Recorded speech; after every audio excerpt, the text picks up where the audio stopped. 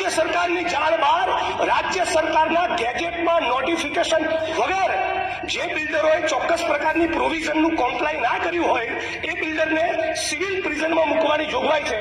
તો રેરાની કચેરીના 7મા બારને કેટલાક અધિકારીઓ, 2 મામલતદાર અને 2 આસિસ્ટન્ટ કલેક્ટર, આ 4 અધિકારીઓએ એકબીજાના મેળાપીપણામાં પોતાની મરજીથી કદાચ રાજ્ય સરકારની જાણ બહાર કે આશીર્વાદથી 7મા માળની કચેરીને જેલ તરીકે વાપરી. ગુજરાત વિધાનસભામાં સામાન્ય વહીવટ વિભાગ, શહેરી વિકાસ જેવા વિભાગો પર ચર્ચા કરવામાં આવી હતી.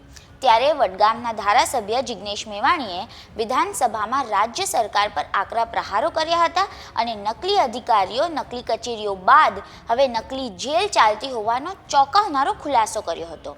આ જ મુદ્દે વિસ્તારે વાત કરશું આ વિડીયોમાં. નમસ્કાર, વાઇબ્સ ઓફ ઇન્ડિયા સાથે હું સુરભી. જિગ્નેશ મેવાણીએ વિધાનસભામાં ચોંકાવનારી માહિતી જાહેર કરી હતી અને કહ્યું હતું કે રાજ્યમાં નકલી અધિકારીઓ, નકલી કચેરીઓ બાદ નકલી જેલ પણ ચાલતી હતી.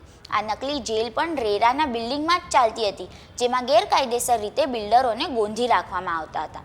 સાંભળો જિગ્નેશ મેવાણીએ શું કહ્યું. અને આવી નકલી કચેરીની શ્રેણીમાં એક વસ્તુ મને એવી ખબર પડી, શહેરી વિકાસ વિભાગ અંતર્ગતની રેરાની કચેરીમાં મારી શુદ્ધ જાણકારી મુજબ સબ્જેક્ટ ટુ કરેક્શન વર્ષ 2023માં ઇલીગલ જેલ ચાલી. રાજ્ય સરકારની જાણ બહાર રાજ્ય સરકારના ગેજેટમાં નોટિફિકેશન વગર જે બિલ્ડરોએ ચોક્કસ પ્રકારની પ્રોવિઝનનું કોમ્પ્લાય ના કર્યું હોય એ બિલ્ડરને સિવિલ પ્રિઝનમાં મૂકવાની જોગવાઈ છે.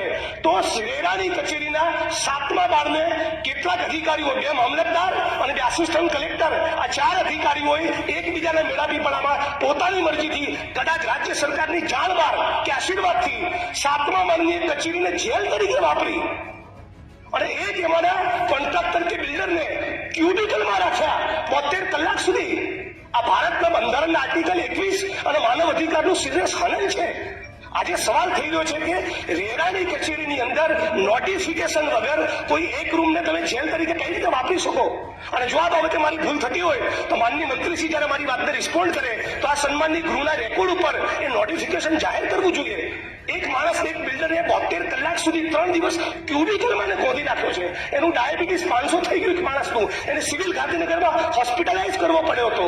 આ શું ચાલી રહ્યું છે આપણા ગુજરાતમાં? નકલી કચેરીઓ, નકલી જેલ. અને રાજ્ય સરકારની જાણ છે કે નહીં? રાજ્યની સરકારે એનો ખુલાસો કરવો જોઈએ. એક માણસને હાર્ટ એટેક આવે એવી સિચ્યુએશનનું ત્યાં નિર્માણ થયું હતું. અને હમણાં 2023માં જ્યારે અનિતા કરવાલ આવ્યા ત્યારે અમને કચેરી બંધ કરાવી. તો કચેરી શરૂ થાય, બંધ થાય તેનું નોટિસ હોય, એની ગેજેટમાં એન્ટ્રી થાય. કચેરી બંધ કર્યું તેના કારણો રજૂ કર્યા હોય. કોના કહેવાથી, કોની સૂચનાથી, કોના આદેશથી આ રેરાની કચેરીમાં 7મા માળે વર્ષ 2023માં બિલ્ડરો અને રિયલ એસ્ટેટના માણસોને કયા ઇન્ટેન્શનથી એક જેલમાં ગોધી રાખવામાં આવ્યા? આ બહુ સિરિયસ સવાલ છે. ગુજરાતની 6.5 કરોડ જનતા આ જાણવા માંગે છે. આપણા ગુજરાતની અંદર રવિશંકર મહારાજ અને ગાંધી અને સરદાર પટેલના ગુજરાતમાં આ પ્રમાણેની ધુપ્પલ ચાલે? એટલે રાજ્યની સરકારે ફ્લોર ઉપર ખુલાસો કરવો જોઈએ. અરે આ મુદ્દે તમારું શું કહેવું છે? અમને કોમેન્ટ કરીને જણાવજો. દેશ, દુનિયા અને ગુજરાતના તમામ સમાચારો માટે જોડાયેલા રહો વાઇબ્સ ઓફ ઇન્ડિયા સાથે.